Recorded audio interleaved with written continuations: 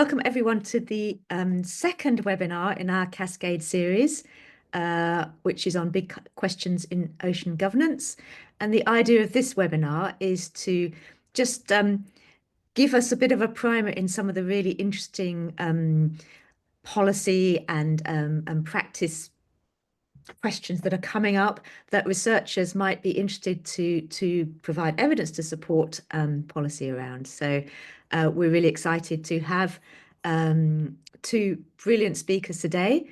But just before we start the seminar, I'm just going to give a little overview of Cascade for those of you who haven't been before and perhaps don't know much about us. So if we can have the first slide. So Cascade is a relatively new network of universities. We're initially bringing together higher education institutions across the UK, but working very closely with partners around the world. This is we've been going for about a year, and we work to share resources and knowledge and act in partnership to try to provide better evidence to support policy making around the world. Next slide.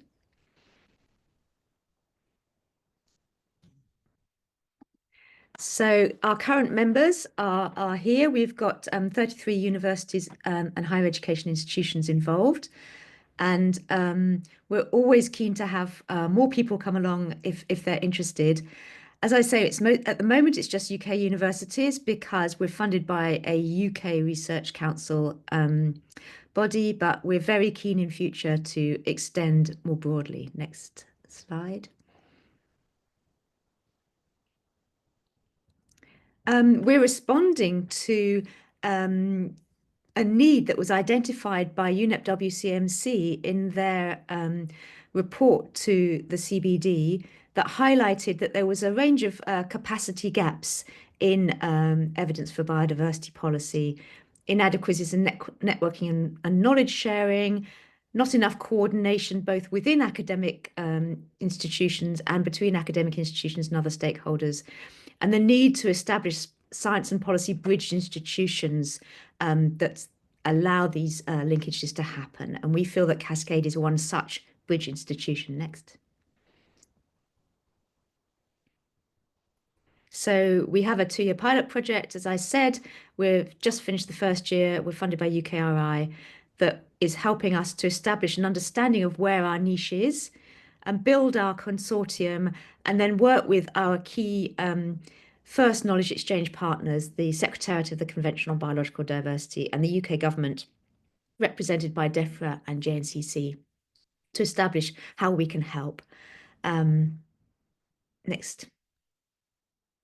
So I hope that little introduction whetted your appetite and gave you a little bit more understanding of what Cascade is. And one of the ways in which we're trying to build partnerships and to kind of support knowledge exchange and sharing is through this webinar series. So without further ado, I'm going to introduce our two speakers. So our first speaker is Dr. Ifesinachi Okafor-Yarwood, who's a scholar and practitioner in leadership, security and development. And she specializes in maritime security, marine socioecology and ocean governance. She's a lecturer in sustainable futures at the University of St Andrews. So her work integrates academic expertise with practical experience to address the critical intersection of environmental stewardship, maritime safety, security and socioeconomic development in Africa. She's also a PEW Marine Fellow, and in that fellowship, she's advancing research on marine social ecology in Africa, focusing on equitable resource management and integrating local and indigenous knowledges to support sustainable fisheries livelihoods. We're going to go straight on from Ife to Sophie, so I'll introduce Sophie now.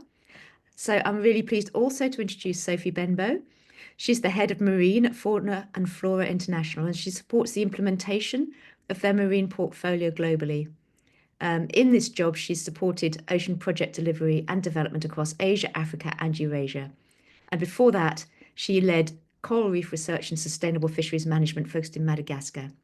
As well as this, Sophie is the chair of Defra's Ocean Expert Committee, and that committee provides the scientific expertise for the allocation of a new competitive grant scheme called the Ocean Grants Programme, which aims to support innovative proposals from local coastal communities to deliver marine protection and reduce poverty worldwide. I can't think of a better set of people to address our question. And so without further ado, I'm going to hand over to Ife to give the first short talk. Okay, good afternoon, everyone, and thank you so much, EJ, for the introduction. And thanks, everyone, for joining in. Can you go to the first slide, please? So the essence of my few minutes presentation at this point before we go to Sophie and then take your questions is to, first of all, try to make sense of how we are doing things now and how it is or might be reminiscent of how we have done things in the past, with the view that as we move forward presently and looking forward to the future, we can do things differently in a more equitable and just way. And this is in the context of the ocean. And I'd like to start my presentation by quoting this African proverb. Is actually attributed to the Kikuyu people. It says that when two elephants or when elephants fight, it is the grass that suffers. And this actually is very reminiscent of the realities when it comes to oceans governance and how siloed policies and sometimes theoretical thinking around oceans governance have implications on indigenous, local, and people at the margins of using these resources and, of course, the ecosystem. And so in thinking about big questions for the future, I'm trying to sort of, or I'm going to present some evidence that shows how the ways that we have done things in the past and the way we are currently doing it is also having a very negative implication on the people that rely on the oceans and the resources within it for their livelihoods. And sometimes this is actually because of the siloed nature of the policies, the fact that, for instance, policies around biodiversity or climate or even security in the context of the ocean are not always speaking to each other. And I have identified, or I'm going to speak to this by using 4 different phases. This phase is, the first 3 phases aligns with the views presented by Mears and Shivers in their work, Ecofeminism, and also in alignment with Kipling's poem of 1899. And the poem is basically titled The White Man's Burden. And this is, I'm rephrasing it here because I've also included the need to secure, which stems from a research that I conducted with a colleague in 2023 that tries to understand the connections between maritime security issues or how the global communities address or working with the African continent to address maritime security issues. And in the first phase, based on their writings, they acknowledge that the initial way of doing things, or historically, the way that we have thought to support emerging economies or mainly countries in the global south to do things differently or emerge or develop was through this thinking of the need to civilize. And the justification required the imposition of Western governance and knowledge systems. I'm emphasizing Western governance and knowledge system because, of course, of the historical roots to colonization.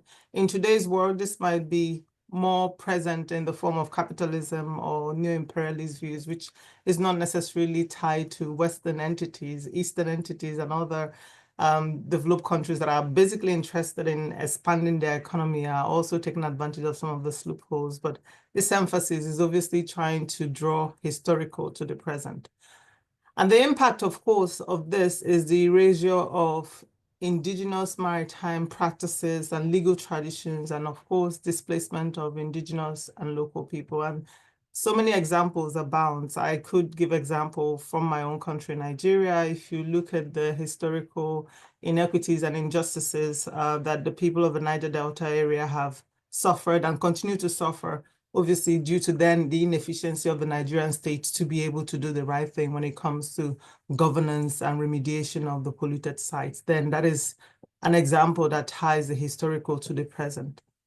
And then the second phase, of course, is the need to develop. And here too, we saw the exploitation of marine resources for economic growth. And And the impact reflects in the form of over-extraction, marginalization of local economies, and external dependencies. And this phase actually is also very interesting and tied to colonialism, because there's an example from Ghana wherein in the 1800s, the local chiefs actually questioned the introduction of new nets by the British at the time. They mentioned that this is likely to increase the catch of juvenile and obviously undermine fishery sustainability. And one of the quotes that was made or attributed to the British colonial officer that was stationed in Ghana at the time was that the best nets catch the best fish.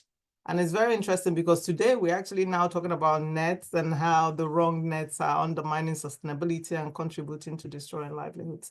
And then the next phase is we are now at the intersection between the need to protect and the need to secure. And when I say protect, it relates to restrictions for environmental protection. The impact, again, it requires the creation of marine closures, protected areas with implications on the local people that have or relies on oceans and the resources within it for their livelihoods.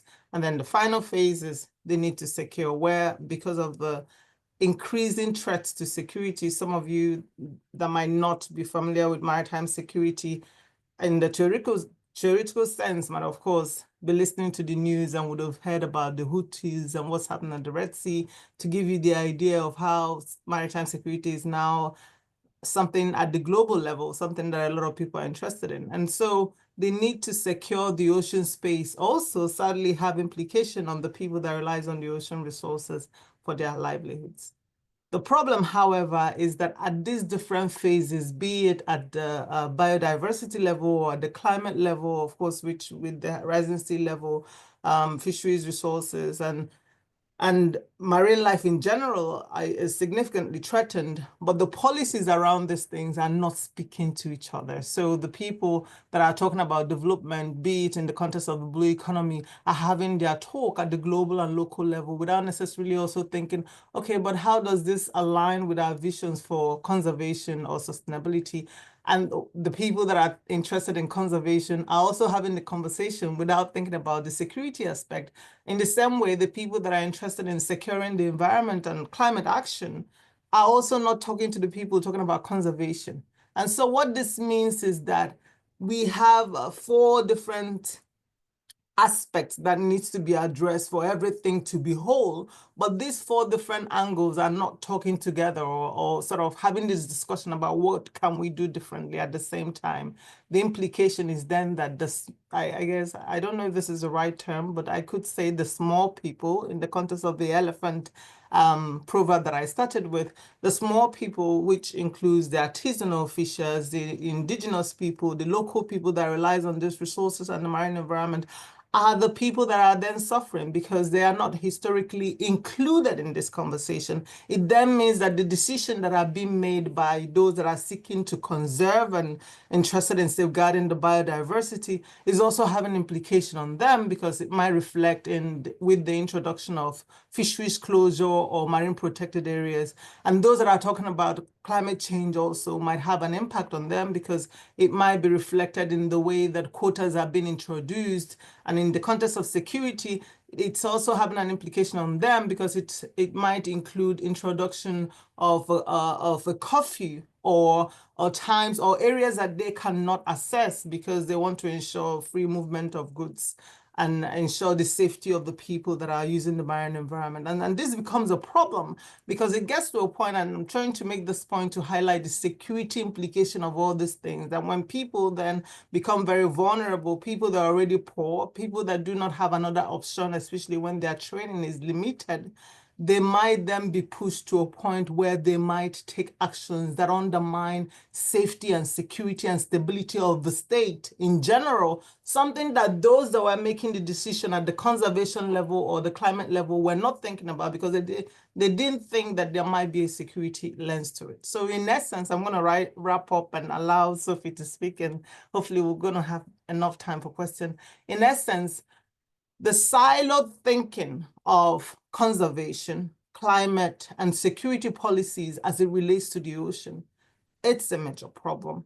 It has an implication on equity, on justice, and we need to do something radically different. And doing something radically different not only includes bringing those people affected to the table when we're having this conversation, it means making concerted effort to ensure that we are not having these conversations in silos. That synergy, when we talk about synergy, is not just in theory, is not just on paper, that we actually make enough effort to make sure that it is also practical in practice.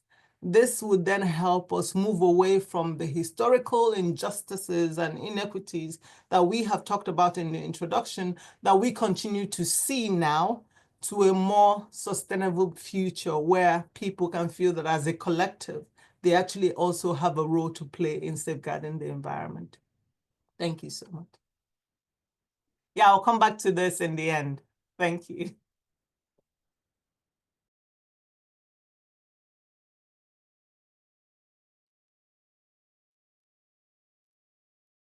Thanks. Would you like me just to carry on, EJ? Was that the plan? Sorry. Okay. Hi, everybody. Good afternoon.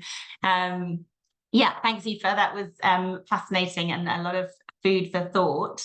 I'm going to start my presentation just with a little very quick overview of fauna and flora, just in case people aren't aware of who we are and what we do, because I think that really speaks to our potential role in global ocean governance and the activities that we as an NGO are trying to take in order to improve what's happening on those kind of scales. So Fauna and Flora, we're a global biodiversity conservation organisation, and we work very closely with local conservation partners around the world to try and save nature together.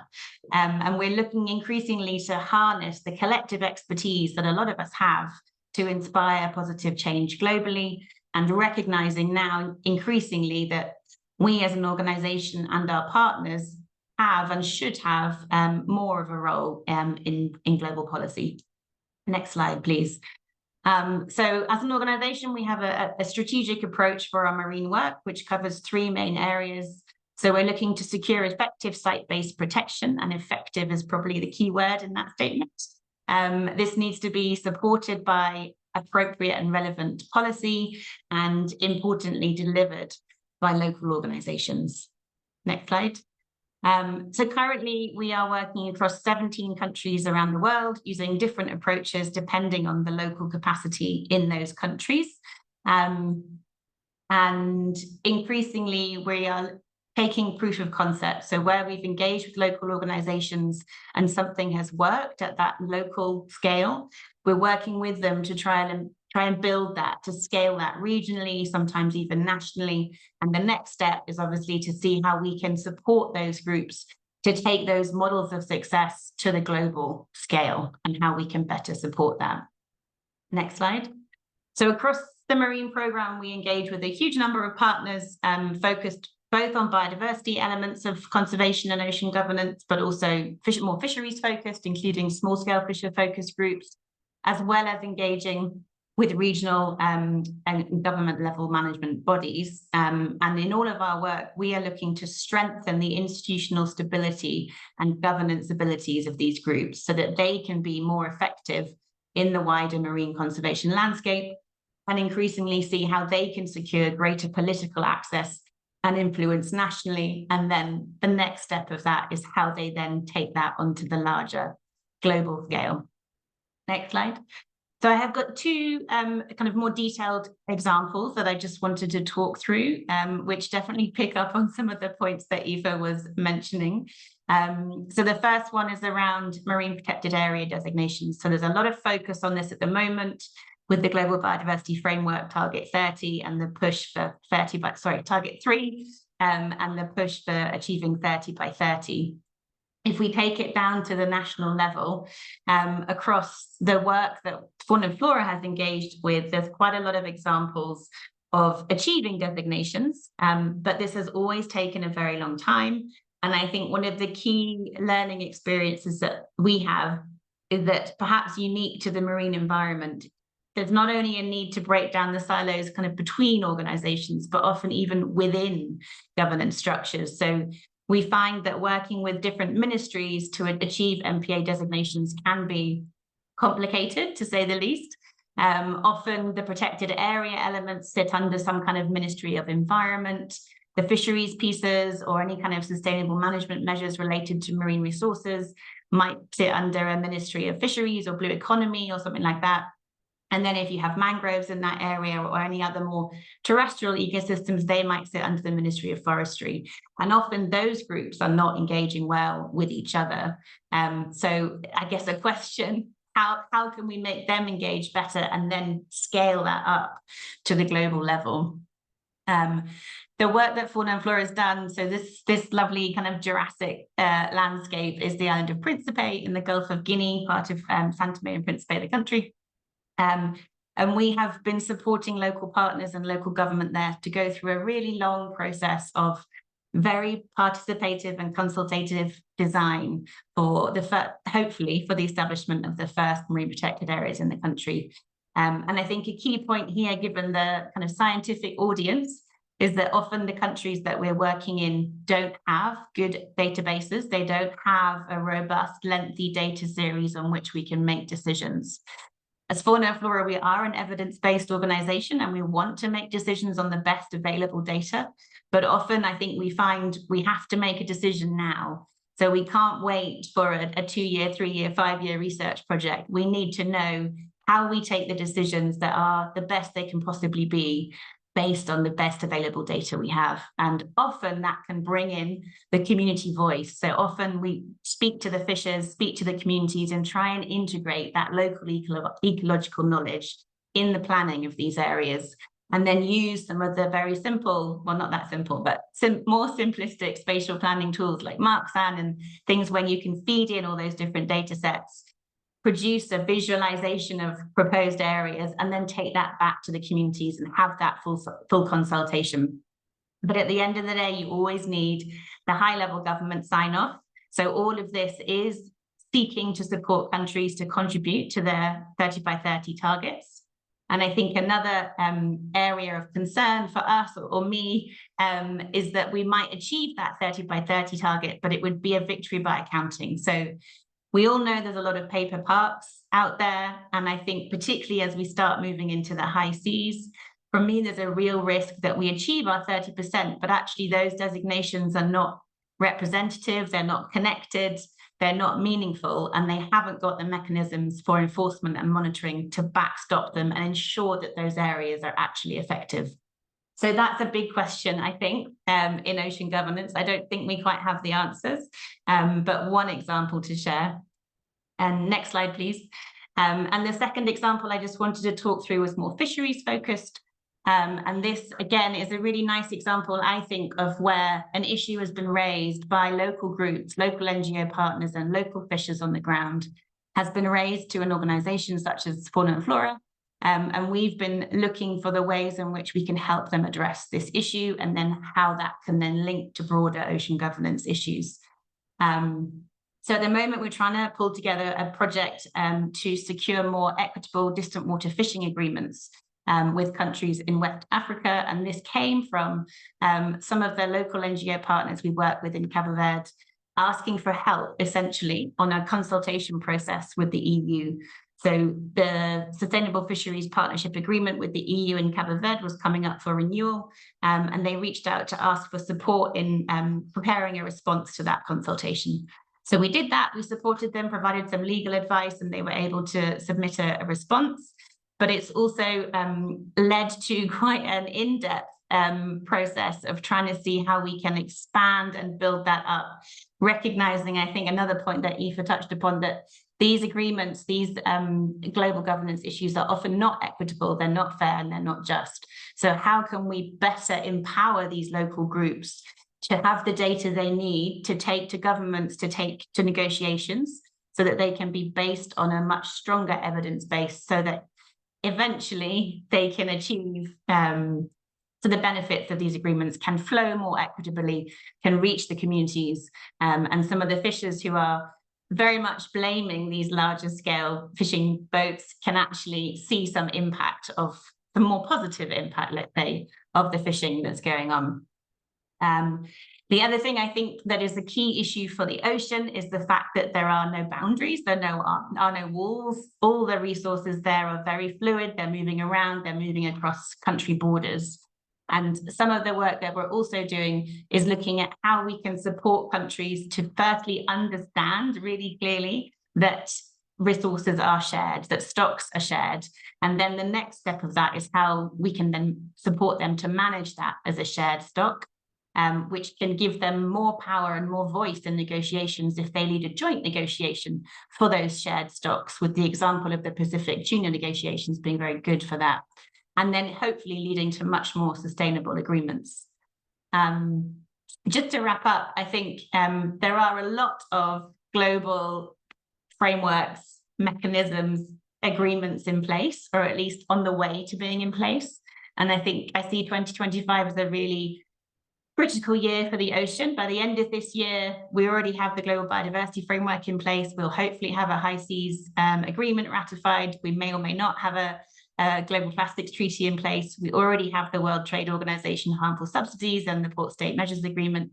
If all of these could be ratified, if countries can get behind them, and then we can support implementation. We have a lot of the measures ready to go. We just need to figure out how to better support countries to engage and implement those global agreements that exist at the moment. Next slide, please. And that's the end. So that's, yeah, quick summary of my thoughts and two kind of big examples. Thanks. Brilliant. Thank you both for some really important thoughts and real food for thought for us. Hannah, if you can unshare.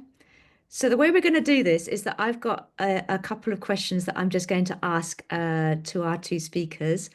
And while I'm doing that, everybody who's online, think about if you've got questions, pop them in the chat, and then I'll call on you or ask the question for you if you're not able to ask yourself. So if anybody has a question or that you'd like them to address, please pop it in the chat while I'm asking a couple of questions.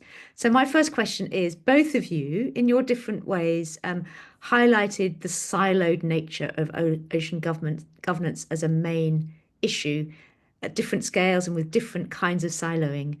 And of course, the difficult question is, how do we address that?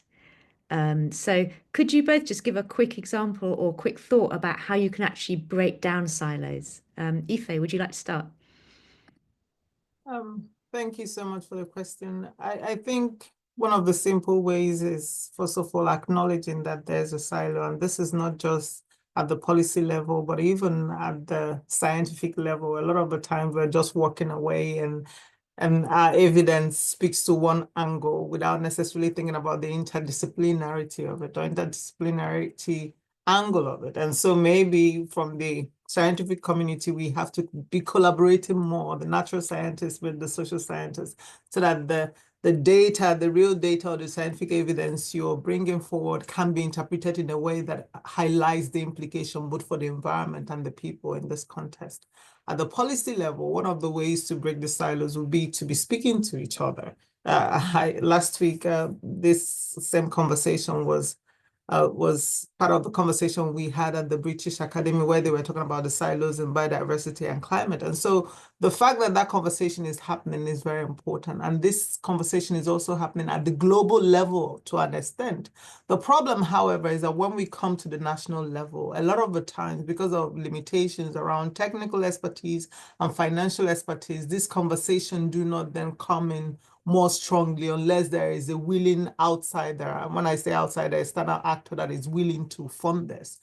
A lot of the times they're not interested in it in terms of the international organizations or agencies that are funding conservation efforts, because they already have a remit or a mandate, and therefore there's this tunnel vision. This is what we're here for, and therefore let's do this, without necessarily thinking about what is the potential implication on other things that we're not necessarily looking at. So in essence, I think it is very important in terms of thinking about moving away from the siloed way of thinking, for us to understand, at least in my mind, and in the context of the work that I do around conservation and security, I think it is important for us to know that it is really going to be for the greater good of the environment and security in general, if we think about nature and biodiversity and people. So we're conserving nature and we're conserving the environment for the sake of the people and the environment, rather than thinking about it from the perspective of we're conserving nature and biodiversity in general for the sake of the environment alone. It is not practical, at least in the context of a lot of the countries that I work in.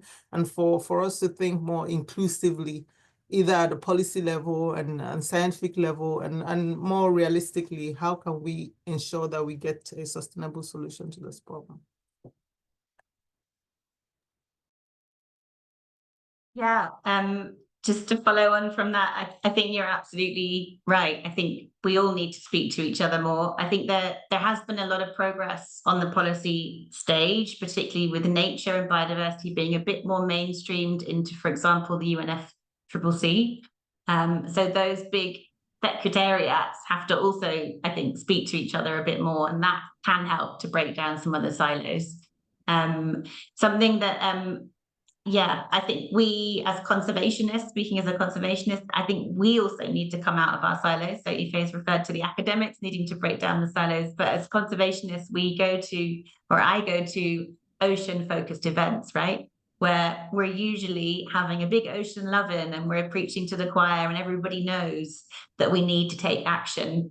But we all need to start attending conferences with seafood industry players, with pharmaceutical companies, with shipping companies, maybe more education, literacy focused conferences, so that we're speaking to the people who need to be converted. And I think that for me is how we can shift the narrative, by opening up all of our horizons, I think, and engaging with those people that are harder to talk to, but would benefit more from having those conversations. Amazing, thank you. I think you've both talked quite a lot about the role of academia and NGOs in driving international policy and things that we can do. I'm wondering about business. What's the role of business? Sophie, do you want to start? Yeah, sure. I think business has a really important role to play, because, as we all know and recognise, money talks. And if businesses are seeing impacts from some of the global crises we're facing, then they will be incentivized to make some change. And if they are making changes, if we have the front runners within business that are making voluntary changes, then you have your proof of concept. So then you can take that, or even the businesses can take that to governments, to decision makers, and call for mandatory measures, which then sets a level playing field so that all business has to be held to account to a certain standard. And I think there's a really good example of this in terms of the International Maritime Organization. So Fauna Flora has been lobbying and engaging in that space around better requirements for pellets being transported by sea. And there was a very unfortunate incident in the North Sea recently with the pellet spills from the two ships that collided. Last year, towards the end of 2024, voluntary measures which would have helped to reduce pellet spills were brought in at the IMO meeting. But what we really need now is those to become mandatory. So countries to come together and figure out the right legislative route, because there's a couple of options on the table, for those measures to become mandatory, so that all shipping vessels, all insurance brokers know what they need to do in order to reduce and mitigate for the environmental risks that their industries have. Ife, do you have anything to add? I don't really have much, rather than in the context of the role that the private sector, especially in the context of data and monitoring. A lot of the countries that I work in have limitation in terms of the technological or technical wherewithal in terms of thinking about how do we monitor and produce the right information and data. And I feel that the private sector, the tech companies actually have an important role to play, especially when it comes to training and technological transfers in those countries, rather than obviously just extracting the data and then exporting it and using it in a way that is not necessarily accessible to the countries where those data have been collected. So yeah, absolutely. In the same way, in the security sphere, we have private security companies stepping up now, and the extent to which this is obviously done in a way that is favorable to the countries where they are operating in is obviously a question or discussion for another day. But this is my way of saying that the private sector definitely have a way or a role to play because they are making money and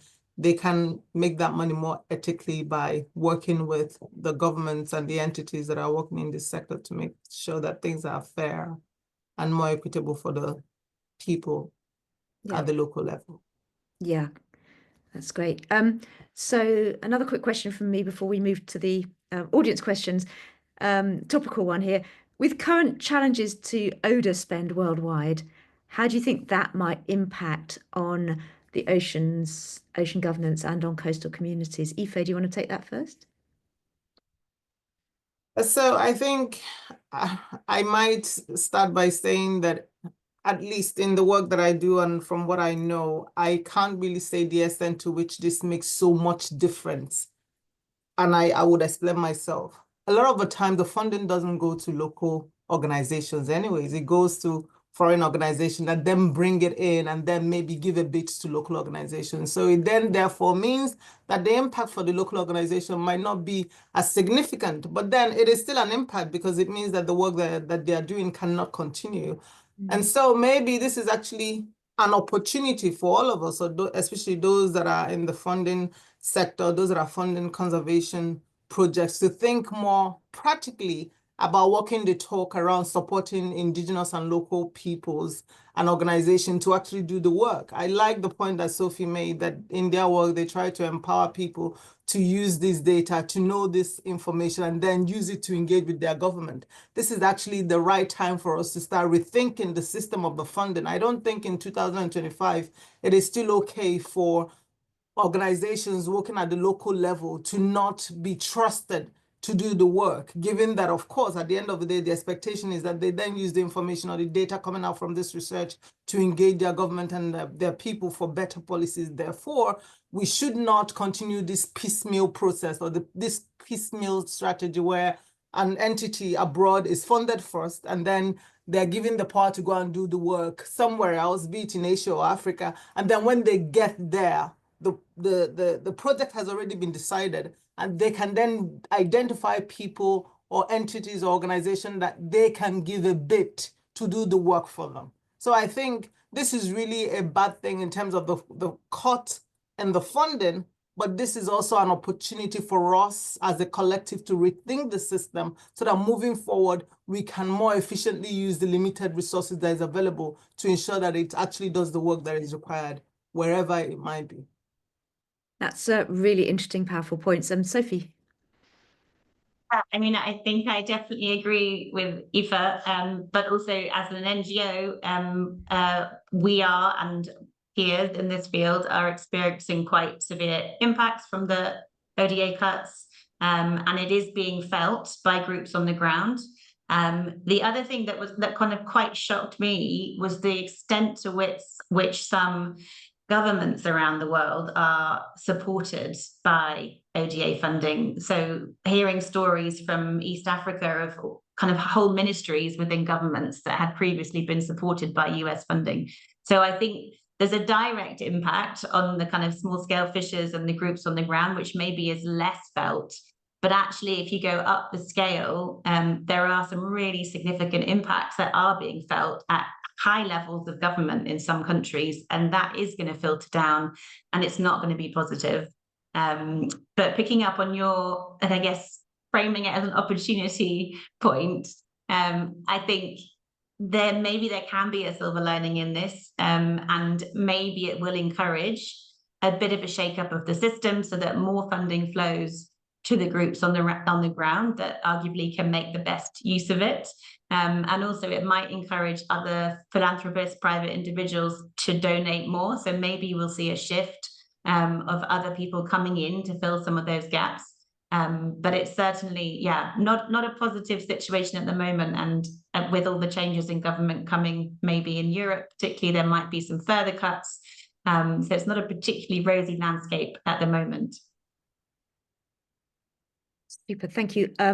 We have some nice questions coming in now, so we're going to start asking those. So I think we'll start by Bob, if you'd like to unmute and show your face and ask the question. Yes, thanks, EJ. And yeah, thanks for those great sets of presentations. So my question was about messaging, because I think both speakers talked about the need to engage across sectors. And I realise this will be really context specific, so I'd be interested to hear if there are sort of different examples in different contexts of the extent to which, as conservation people, we should be framing messages that directly align with the interests of those different sectors, or whether there is benefits in representing nature and biodiversity and everything related to the global biodiversity framework, and then engaging with those other sectors rather than appearing to just sort of repeat back what their interests are. Who wants to go first? Sophie, you're unmuted. I can jump in. Yeah, I mean, I think, as you know, thanks for the question. It's very pertinent. But I think, as you know, it is quite context specific. I think a lot of times it is valuable to translate things into the language of the company, the sector, the industry that you're trying to engage with. So it can be as simple as not using biodiversity, right? That for some people is a bit of a red flag as a word, but if you're calling it, you know, ocean species or nature, and nature is coming through, I think, as a much easier selling point to a lot of companies and businesses in particular, because they can understand a bit, it's a bit more tangible maybe how some of their businesses can rely on nature at different stages. Yeah, I don't know if there's a clear answer. I think it probably does come down to the individual context, the individual company, and I think the level of understanding and how much they care, right? You need a leader who cares to make the first change. So you can't just, you can knock at the door of somebody for as long as you want, but if they're not interested at all, they're never going to let you in. But as soon as you can get in and have a conversation, and perhaps using their language helps you get that foot in the door, then you can build the relationships and try and make the progress that's needed. Ife, how much has the maritime security kind of sector embraced nature? Is there any messaging that you think can be used? So thank you so much for the question, Bob. Actually, from what I see, this is a sector that is very keen and interested in nature in the context of maritime security issues in the Gulf of Guinea or Gulf of Aden or Western Indian Ocean, because of the relationship or the links that has been made around depleting fisheries, pollution, and piracy and Amrabria Sea in those regions. So actually, they are very much interested in thinking about, so, okay, we need to ensure safety and security at sea, but what are the government doing to address overfishing, to address illegal fishing and unreported and unregulated fishing? So in spaces, for instance, different UN resolution or UN Security Council resolutions on maritime security in the regions have specifically mentioned the need to address overfishing, illegal fishing, and pollution in those contexts.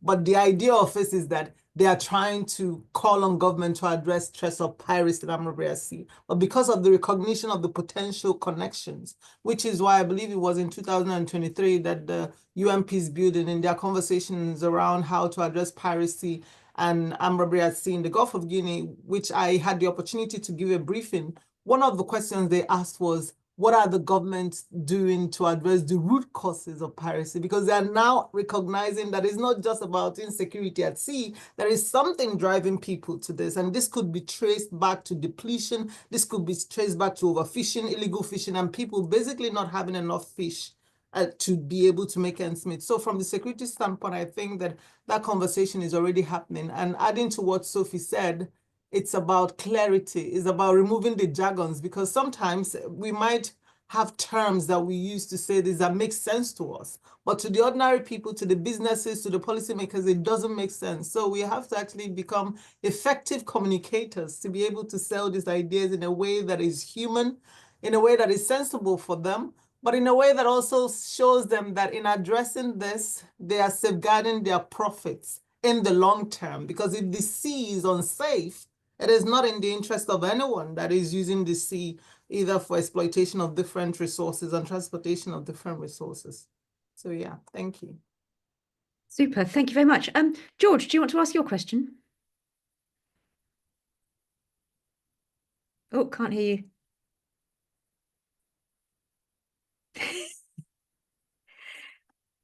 Shall I ask it on your behalf?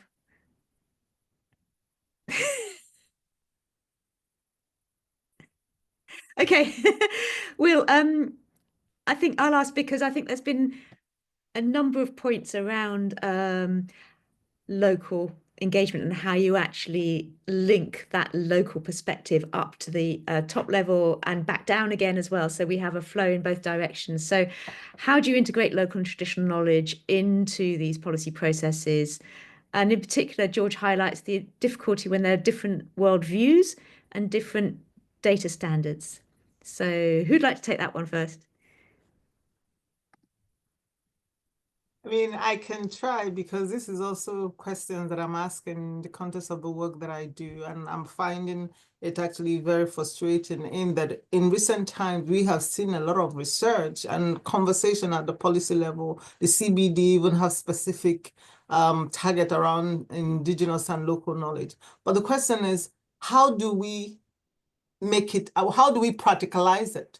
It seems that there is conflict, and it seems that on paper it means something, but in practice it's actually very, very challenging. And this is what I find, because recently, for some reason, the government of Ghana announced that the artisanal fishers are not going to be part of the closed season this year, because obviously they understand the implications and so many other things.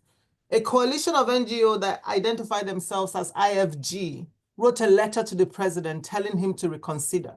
And this is happening at the time that the fisheries sector in Ghana also thinking about a way of supporting the fisheries sector to go back to the ways that they have previously maybe conserved fisheries, including, for example, having no fishing days than which they did historically. So, for example, they would not fish on a Tuesday because they believed historically that the gods were baiting, therefore they didn't want to disturb the gods.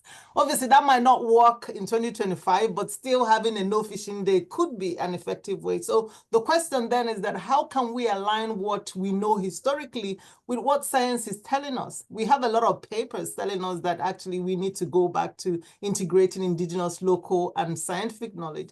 The question, which I absolutely appreciate the question you've asked, is how can we do it in practice without this conflict that the example I've just given you? And this is also the question I'm trying to answer. And so in a nutshell, I'm interested in it. So anyone that have the answer, please come with it, because it doesn't seem to be working in practice in terms of us walking the talk. I haven't seen an evidence where we've actually walked the talk around the scientists being willing to work with the local or indigenous knowledge for a more equitable livelihood, fisheries livelihood in this instance. This is this is what I know, but I'm sure there might be people that actually have a reasonable case study of it working, and I welcome that because I'm still trying to learn.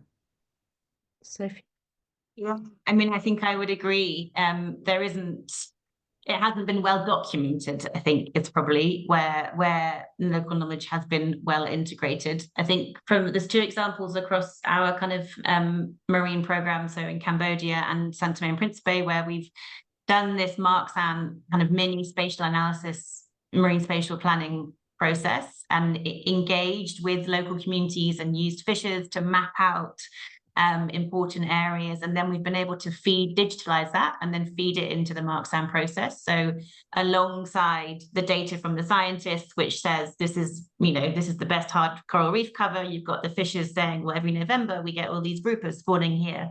So you can build it in that way, but it's quite piecemeal, and it relies on somebody having good relationships with those communities, those fishers, to enable them to want to share that information, right? Because that's, generational information that they don't necessarily have to share with people that are coming in to set up protected areas in particular, right? Because there's a lot of inherent conflicts potentially in how that process can work.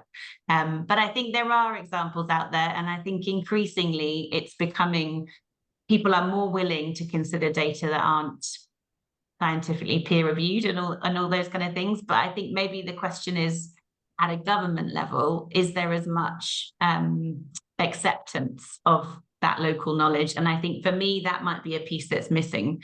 So if we could do some research that says actually, and I think there are some papers out there that say, you know, the scientists have come in and done their reef surveys and they found X, Y, and Z. And if you speak to the local fishers, they could have told you already where the best reefs were because that's where they fish the most.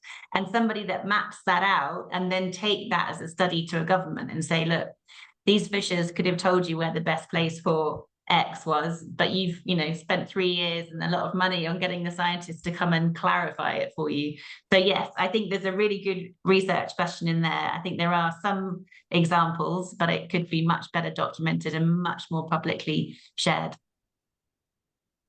Brilliant. So we're running out of time.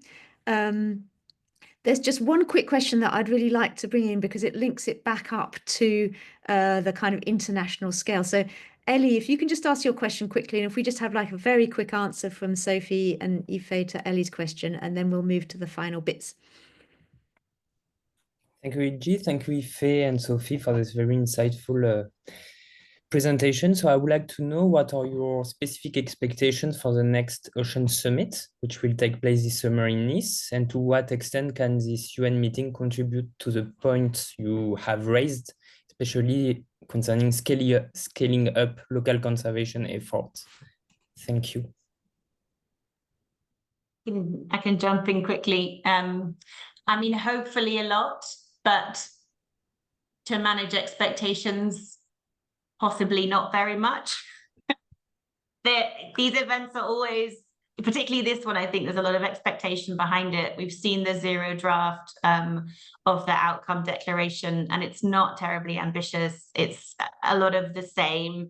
So I think the need is that we get small-scale fishers, local organizations, grassroots groups to that event and enable them to have connections and conversations with the high-level government groups and see if we can just try and facilitate a bit more awareness and understanding of the threats and issues that people are facing on the ground, and the fact that decisions and documents that come out of this meeting can filter down and do filter down and have an impact on their livelihoods. So we just need to bring them together, and there will be some efforts in Nice to do that, but they won't be enough. Cool. I might just move, Ife, now to my last question to you both, which is if you would like people to have one key takeaway from the hour that they've spent in your company, what would that one takeaway be? And Ife, would you like to give yours? Thank you so much. I'd like to, my takeaway would be paraphrasing a quote that has been credited to Admiral John Fisher in 1904. And Admiral John Fisher is a British naval personnel. And he said this in the context of the war in Britain at the time. He said, if we lose command of the sea, it is not invasion we must fear, but starvation. And this is the reality when it comes to this, the artisanal fishers, the small, indigenous peoples, the local peoples that rely on the ocean for their livelihoods. If they lose command of the sea because of siloed policies, because of the different ways that the environment is centered, sometimes actually to the detriment of the people that rely on the environment, it becomes questionable for them. And in the context of that elephant that I told you about earlier, when the two elephants are fighting, or when elephants are fighting, the grass suffers. It gets to a point then that the grass want to do something to survive. And that response that the grass might act on would have detrimental impact on security at sea, on stability of different regions, and of course, on the marine environment that we're trying to safeguard in the first place. And so my call to action, therefore, is that when it comes to funding, when it comes to thinking about how do we even practicalize in integrating indigenous and local knowledge, we have to center the local people. We have to be working with them as collaborators rather than as subject. This is one of the only ways that what they know can be impactful and can also influence policy, can contribute to scientific knowledge, and hopefully we can go around or reverse this trend of injustice that we have noticed historically when it comes to policies around sustainability of the oceans and conservation in general. Thank you. Thank you. Sophie. Ife started with an African proverb, so I will close with an African proverb that I'm probably going to misquote, so I apologize. But I really love the one that says, anyone that thinks they're too small to have an impact hasn't spent a night with a mosquito. So the problems we are facing are big, they are even huge, and it's very easy to feel overwhelmed. It's very easy to just take the easy route and talk to the people that we know. But I think if we don't try, then we'll never know that we can make a difference. And collectively, I think we all need to be making an effort and working towards the urgent action that is very much needed this year. Super, thank you. So I'm just going to hand over quickly to Hannah for some last announcements. But before I do, I'd like to just thank everyone who put things on the chat, because there's some interesting stuff in the chat. And particularly Cornelia, who's put a lot of really useful information into the chat. Please have a look, everybody, before you lose the chat by leaving. And before we go on to Hannah, I'd just like to say a big thank you to our two speakers. I think they've been really inspirational and given us a lot to think about. So thank you very much. Right, Hannah. Yes, sorry, just trying to unmute. So thank you so much, Sophie and Ife. That was amazing. Hopefully you've all enjoyed that. We will share the recording with you and everyone that registered after this. And just wanted to take a quick moment to flag that this is number 2 of a 6-part webinar series. So we have a small break over the Easter period, and then we'll be back in May with the next webinars. So we have some exciting ones lined up. They generally fall into the buckets of focusing on knowledge exchange, focusing on these big questions in thematic areas. So we have one on spatial planning in a few weeks' time. I think Bob is here in the call, so that will be great. And the next one coming up is on international policy processes. So this will also be a very exciting one. I think David is also here in the call today. So we'll have Vin Fleming, who's former head of the international team at JNCC, and David Cooper, who is former executive secretary at the CBD Secretariat. So if you want to come along to any of those, do sign up on the website. And yeah, you can scan that QR code and we would love to see you there. And then one final thing to say is that if you have enjoyed this, or even if you have not, we would love to hear your feedback to help us to improve this series in the future, and continue to offer you things that are going to be helpful to you. So please, if you can, scan that code and go and fill in the survey. I will put a link in the chat as well. And if you want to follow us on any of our social media platforms to keep in touch about future Cascade activities, we would love to connect with you. So thank you so much, everyone. Enjoy the sunshine. Have a wonderful weekend. I'll hand back to EJ. Thank you very much. And it's very nice for you all to come. I hope you've enjoyed it. And thanks again to our speakers. Hope to see you again in another seminar series after Easter. Bye.